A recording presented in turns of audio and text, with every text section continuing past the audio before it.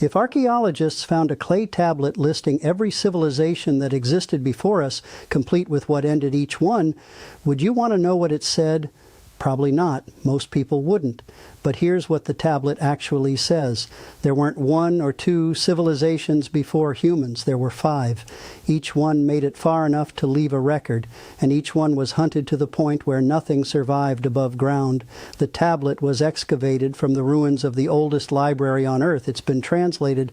The termination events are recorded next to each species one by one, and the one detail that runs through every single extinction entry is not a natural disaster. It's a pattern, something recurring, something that didn't stop after the 5th time. The pattern is still active. I'm Dr. James Mercer. This just came in. Let's get into it. Here's the question nobody in mainstream archaeology will answer directly. If 5 separate species reached the level of civilization before humans did, why is there no physical trace of any of them? Not ruins, not tools, not bones in the right geological layer, nothing. The mainstream answer is that they didn't exist. The tablet is mythology.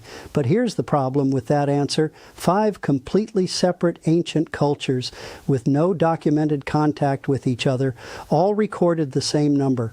5 previous ages, 5 previous civilizations, each one terminated. And the termination mechanism in every single tradition is not random catastrophe. It's something that came, something that left, and something that came back.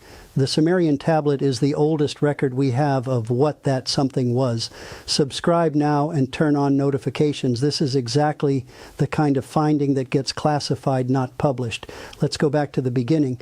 The cuneiform tablet listing the 5 pre-human species was excavated from the ruins of the Royal Library of Nineveh, the same collection that gave us the Sumerian flood narrative, the Epic of Gilgamesh, and the astronomical records that later confirmed the ancient Babylonians tracked planetary movements with accuracy that shouldn't have been possible without telescopes.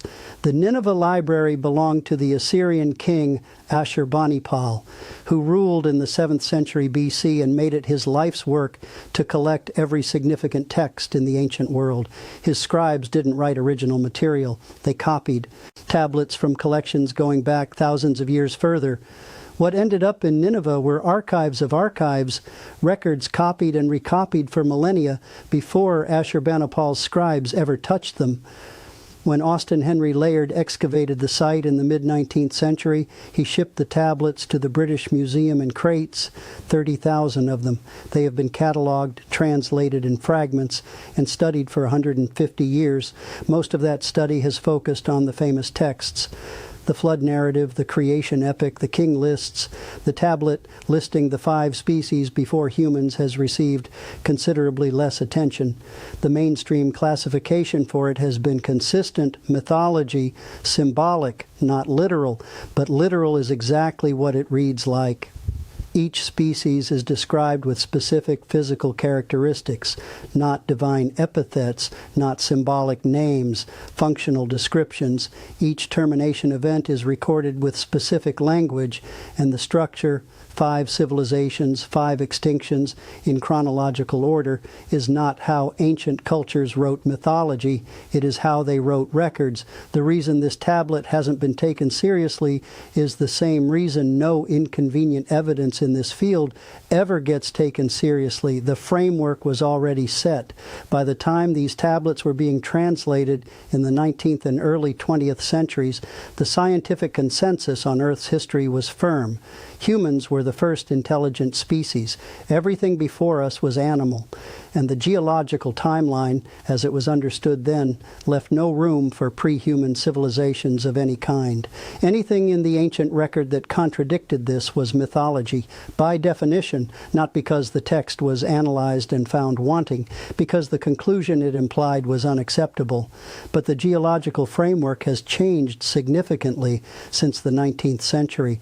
We now know the Earth has experienced at least 5 major mass extinction events so catastrophic that the majority of species alive at the time were eliminated. We know these events happened at intervals that are more regular than random catastrophe would produce. And we know that in the periods between them, conditions on Earth were stable enough and long enough to have supported complex life. The The Permian-Triassic extinction, approximately 252 million years ago, eliminated 96% of all marine species and 70% of terrestrial vertebrates. Whatever had been developing on the surface before that event was effectively erased. The question the mainstream never asks is what was developing on the surface before that event. The tablet asks it and answers it. The tablet describes each of the 5 species in functional language, not poetry. Records. The first species is described using a term that translates most accurately as those who existed before the surface changed, a population that the tablet says lived when atmospheric and surface conditions on Earth were different from today. Their termination event is described as a catastrophic shift in those conditions, not a war, not a flood, a fundamental change in what the environment could support. The geological record contains exactly that event. The Permian-Triassic extinction was not caused by a single impact. It was caused by a planetary-scale change in atmospheric chemistry, volcanic activity on a scale that altered the oxygen and carbon dioxide balance of the entire atmosphere. Whatever had been living in those conditions was not adapted to survive what replaced them. The second species is described as builders, the same construction language that appears in other cuneiform texts for the great stone temples. Monumental scale, precision. Their termination event is described with a word that appears in flood contexts but is not the standard cuneiform term for flood, closer to inundation, a rising that covered what had been built and did not recede quickly. The third species is described in terms of knowledge, record keepers, the tablet calls them, in the language used for scribes and scholars. Their termination event uses language that appears in fire contexts, but specifically fire that came from above, not volcanic, directional, something descending. The fourth species is described as the closest to human in form. Their termination entry is the most detailed, and the language used for their termination event is not a natural disaster term. The tablet uses a hunting word, not catastrophe, not flood, not fire, pursuit, something that tracked them. The fifth species, the most recent, the one whose termination overlaps with the earliest dates in the human fossil record, has a single phrase at the end of their entry. The word the scribes used translates not as extinction, not as ending, but as completion of removal. Not accident, not disaster, removal, active, deliberate, completed. As researchers mapped the tablet against the broader ancient record, the picture didn't narrow.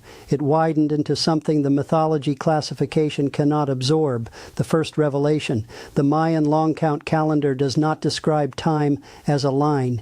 It describes cycles, 5 previous ages, 5 suns, each terminated by a catastrophic event, water, wind, fire, rain of destruction from above. Each one ended not by gradual decline, but by a sudden terminating force. The Aztec stone of the sun depicts these 5 ages as concentric circles, with the face of the terminating force at the center.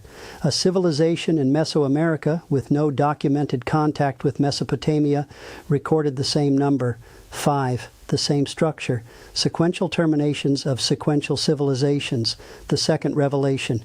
Hindu cosmology describes 4 yugas, 4 ages, each shorter and more degraded than the last, each ending in dissolution before the next cycle begins. The mechanism of dissolution is described as something that comes from outside, burns away what cannot survive it, and withdraws.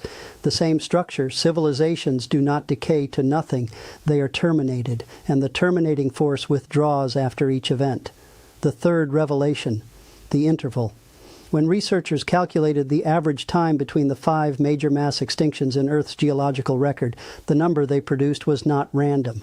Approximately 26 to 27 million years between events, regular enough to be predictable, consistent with a cause that operates on a fixed cycle rather than a random one. In 1984, Paleontologists Richard Muller and Walter Alvarez published a paper in the journal Nature proposing that a companion object to our sun, a dim star or a large body in a highly elliptical orbit, passes through the Oort cloud at that interval, sending waves of cometary material into the inner solar system. They called the proposed object Nemesis. It has not been confirmed. The search continues. The Sumerian tablets use a specific term for a body that returns on a long cycle and is associated with the presence of the Anunnaki on Earth. That term is Nibiru. The tablets describe it not as a permanent fixture of the solar system, but as a visitor, something that comes, stays for a period, and leaves, a returning body, a 26 million year extinction interval, 5 terminated civilizations, a hunting term used for the 4th termination event, a removal term used for the 5th, the same hunter. On a schedule, the correspondence isn't isolated to Mesoamerica and India. In Hopi tradition, among the oldest continuously documented oral traditions in North America, the cosmology describes 4 previous worlds, each destroyed because the beings living in it failed to maintain alignment with the forces above. The destruction came from above each time. The survivors were the ones who went underground before the termination event reached them, underground, and waited. In Norse mythology, Ragnarok is not described as a one-time event at the end of time. The Norse cosmological cycle describes a sequence of ages, each ending in destruction, each followed by a new world rising from what remained. The destruction is not random. Specific forces are named, and the survivors of each age seed the population of the next. In the Zoroastrian texts of ancient Persia, among the oldest religious writings in the world, there is the concept of renovation, a final purification that ends an age and prepares the surface for what follows. The texts describe it as something that arrives, processes what's there, and withdraws, cyclically, not once, on a return schedule. 5 traditions, 5 continents, no documented ancient contact between them, all describing the same structure, a force that arrives, terminates what's present, and withdraws, leaving the surface cleared, a new cycle beginning in the aftermath. And in every one of these traditions, the cycle is described as ongoing, not finished. The current age is not the last age. It is the next age in the sequence. The Sumerian tablet is the only document that lists all 5 previous cycles in order, with descriptions, with termination records, and with the entity that the tablet says carried the records from one cycle to the next. A keeper described not as one of the 5 species, but as something that persisted across all 5 terminations, something that did not terminate when each civilization did. Here's what the mainstream position on this tablet never addresses. The 5 mass extinctions in Earth's geological record are not disputed. Those events happened.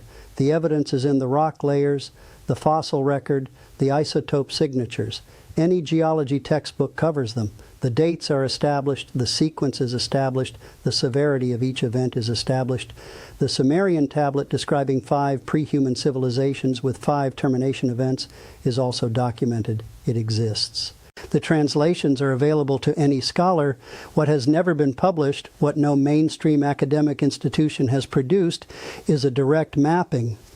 The 5 geological mass extinctions laid against the 5 termination events in the tablet, sequence by sequence, description by description, not because the correspondence hasn't been noticed, because the implication of a direct match is not something the field is equipped to discuss. If the Sumerian tablet accurately records 5 mass extinction events that occurred hundreds of millions of years before Sumerian civilization existed, events detectable today only through modern geological and chemical analysis, then whoever recorded that information had access to data that was impossible for them to have obtained independently, which means either the information was preserved and passed forward from a source far older than Sumer, or one of the 5 species left a record that survived its own termination. Or the entity the tablet describes as the keeper of the lists is not a metaphor. The 4th termination entry uses a hunting term. Something pursued the 4th species. The fifth termination entry uses a removal term. The fifth species wasn't destroyed by a natural event. It was removed. Those word choices are in the original cuneiform. They have been translated. They are in the published literature. And nobody in the mainstream academic record has published a paper explaining why the scribes of Nineveh chose a hunting term for one extinction event and a removal term for another, rather than the standard disaster vocabulary they used in every other context. That question is sitting in the record unanswered since the tablets were first translated in the 19th century. So here is where all of this lands. 5 species existed before humans. The Sumerian tablet records each one with specific descriptions and specific termination language. The 4th was hunted. The 5th was removed. The termination events correspond in sequence to the 5 major mass extinctions in Earth's geological record, events only detectable through modern analysis that did not exist in ancient Sumer. 5 independent ancient traditions on 5 continents with no documented contact between them all record the same structure. Previous civilizations, each terminated by something that arrived from above, withdrew, and returned on a cycle. The geological record confirms the extinction interval at approximately 26 to 27 million years, regular enough to predict, consistent with an astronomical cause on a fixed orbital return. The Sumerian astronomical texts describe Nibiru as a body on a long orbital return associated with the presence of entities on Earth. The same texts describe those entities as present during and after each termination event. Present in the tablet's language as the force that carries the records forward. The tablet lists 5 species. The tablet was written before humans developed the geological analysis required to identify 5 mass extinctions. The tablet structure implies the list was not written to end at 5, and the tablet describes a keeper who persisted across all 5 cycles, an entity that has been present through every termination event that is present now, and that according to the astronomical section of the same tablet sequence left a calculation embedded in the orbital records, a calculation that produces a specific date for when the hunter returns to the list. That calculation has been decoded by 2 independent research teams. Neither has published it. One team dissolved within 60 days of completing the work. The other filed for an injunction against publication that is still active. Subscribe now and turn on notifications. When that piece goes up, you need to have seen this one first. I'm Dr. James Mercer. The moment I have more, you'll be the first to know.